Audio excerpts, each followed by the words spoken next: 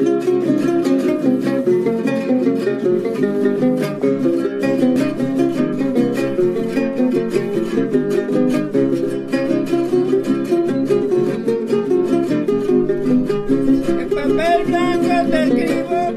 soy Celia del Palacio y les voy a hablar un poquito sobre Leona Vicario. Imagínense una muchacha de 19 años que se queda huérfana y al morir sus padres le dejan una herencia enorme, vaya. Su padre es un rico comerciante y le deja, no sé, el equivalente a varios millones de pesos actualmente. Le dejan además el futuro asegurado al firmar un compromiso de matrimonio con uno de los herederos más ricos del país. Imagínense que la muchacha, además de rica, es bella e inteligente. Es muy cultivada, ha leído mucho, habla francés, ha leído los libros más importantes de la época. Su espíritu, además, le exige libertad. Y aunque vive con su tío, conserva un departamentito independiente por ahí al lado. Está relacionada con la mejor sociedad y su tío es un miembro muy prominente del gobierno y de las instituciones de la época. Ahora imagínense cómo era la Nueva España a finales del siglo XVIII, después de 3 siglos de dominación española.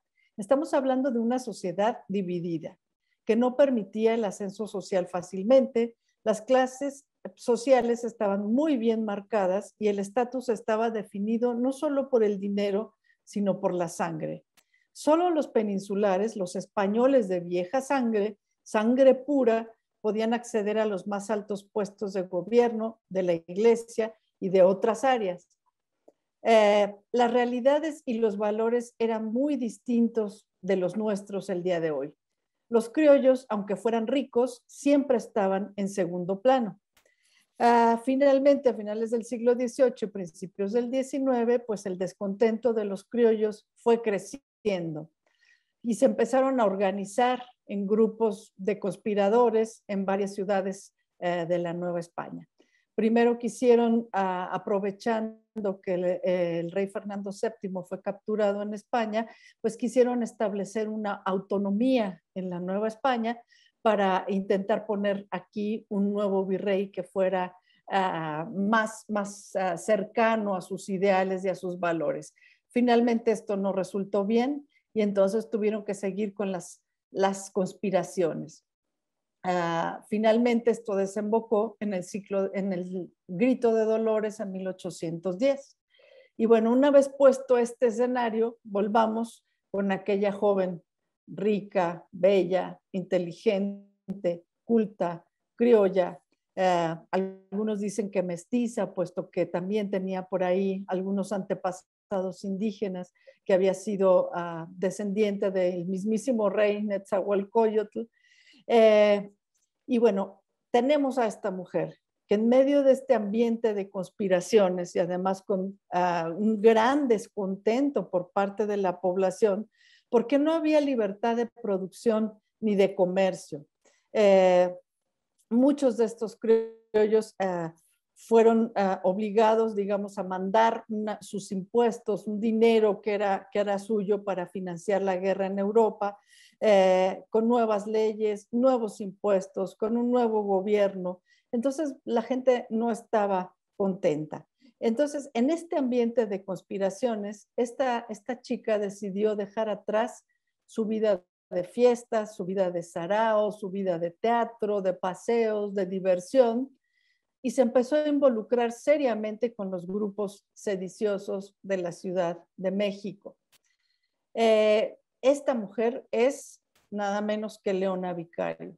Leona Camila María de la Soledad Vicario Fernández de San Salvador, quien con ninguna necesidad, porque no tenía ninguna necesidad de dejar su vida de comodidades, puso en riesgo su patrimonio, su herencia, su honor, que en aquel momento era muy, muy valioso, el honor de una mujer rica, de una mujer con esta familia tan ilustre, su libertad y hasta su vida. Así empezamos hablar de la historia de Leona Vicario.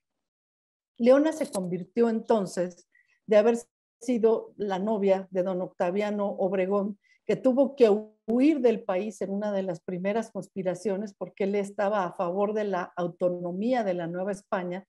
Tuvo que irse, se fue finalmente a España y se quedó por allá.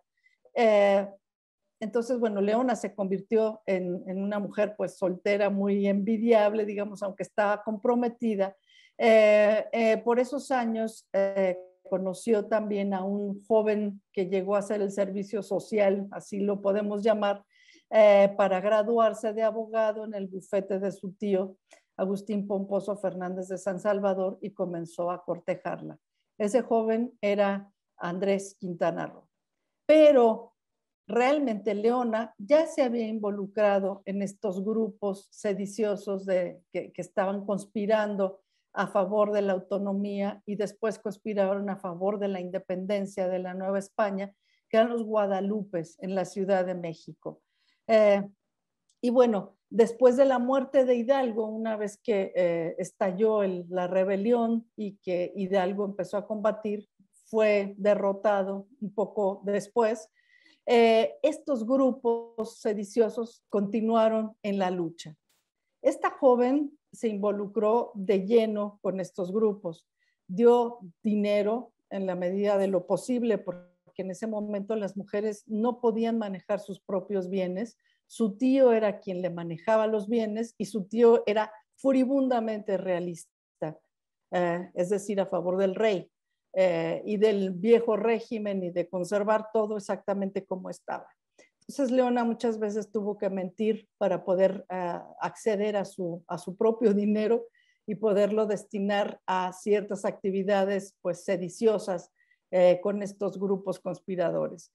Dio dinero, objetos personales, convenció a la gente de irse, convenció a los armeros vascos de la Ciudad de México de irse a fabricar armas, que en ese momento uno de los centros más importantes de la rebelión estaba en Tlalpujahua, y los convenció de irse ahí y de ella comprometerse a mantener a sus familias en la Ciudad de México para que ellos pudieran irse. Y además ella se convirtió en la red de correos, el centro de la red de correos. Llegaban a su casa las cartas de los insurgentes, ahí ella las repartía en la Ciudad de México, recogía también la correspondencia de la gente de la Ciudad de México, mandaba noticias, mandaba los periódicos impresos de la capital para que los rebeldes, los insurgentes pudieran enterarse de qué era lo que estaba ocurriendo en la Ciudad de México. Y pues cartas personales, objetos, etcétera, que mandaba con un arriero hacia Tlalpujahua. Pero esta conspiración fue descubierta y pues Leona, se dieron cuenta que Leona era la persona que estaba pues recibiendo toda esta correspondencia. Ella huyó de la Ciudad de México, pero tuvo que regresar porque nunca pudo llegar a Tlalpujahua como era su deseo. Fue interrogada por la Inquisición, por los jueces de la Inquisición, fue encerrada en un colegio, en el colegio de Belén, pero en el interrogatorio que le hicieron, ella nunca denunció ni delató a sus amigos. Esto significaba la prisión, porque muchas otras mujeres, incluso ricas, independentistas, sufrieron la prisión durante muchos años, pero a ella no le importó pensar en esta posibilidad y no denunció a sus amigos, a los que les mandaban las cartas. Ella inventó incluso una serie de claves para poder mandar estas cartas sin que nadie reconociera a quién iban dirigidas y de quién venían esas cartas. Y bueno, huyó del colegio de Belén gracias a la intervención de sus amigos, de Ignacio López Rayón, que mandó a unos mensajeros a sacarla de ahí y por fortuna pudo escapar. Y después se salió de la Ciudad de México, se dirigió a Oaxaca primero. A diferencia de otras mujeres de la élite, ella se fue de la Ciudad de México y anduvo a salto de mata durante muchos años, varios años que duró la Guerra de Independencia, por diversos lugares de la Nueva España, los actuales estados de Oaxaca, Guerrero, Michoacán, Estado de México, sufriendo privaciones, epidemias, hambre, y pues siguiendo con el Congreso de la Náhuac, Su hija Genoveva, nació en condiciones muy precarias. Algunas fuentes dicen que en una cueva, otras personas dicen que no fue en la cueva, pero fue en el descampado. De cualquier manera, para una mujer rica, pues esto significaba una gran afrenta. Le quitaron todos sus bienes, el gobierno realista le incautó todo su dinero, todos sus bienes, todos sus muebles, todas sus joyas. No podía acceder allá a nada. Nunca aceptó el indulto, el perdón que les mandó el virrey. Y después, una vez conseguida la independencia y que pudieron regresar a la Ciudad de México, se tuvo que defender de los ataques de los poderosos, que decían que pues ella no merecía que se le regresaran sus bienes porque solamente había seguido en esta ruta de la insurgencia por amor a su marido, por amor a Andrés Quintana Roo. Y pues ella tuvo que defenderse y decir que pues en realidad ella era muy independiente, que tenía un pensamiento propio y que las mujeres en realidad podían pensar por sí mismas y defender sus ideas políticas en total independencia de con quién se relacionaran o quiénes fueran sus amigos. Y pues durante todo ese tiempo ella siguió defendiendo a las diversas causas en las que creía, incluso llegó a defender a su marido de las autoridades ya independentistas, y finalmente fue la única mujer que ha recibido funerales de Estado. El presidente Santana acompañó su cortejo fúnebre en 1842 y actualmente sus restos descansan en la columna de la Independencia.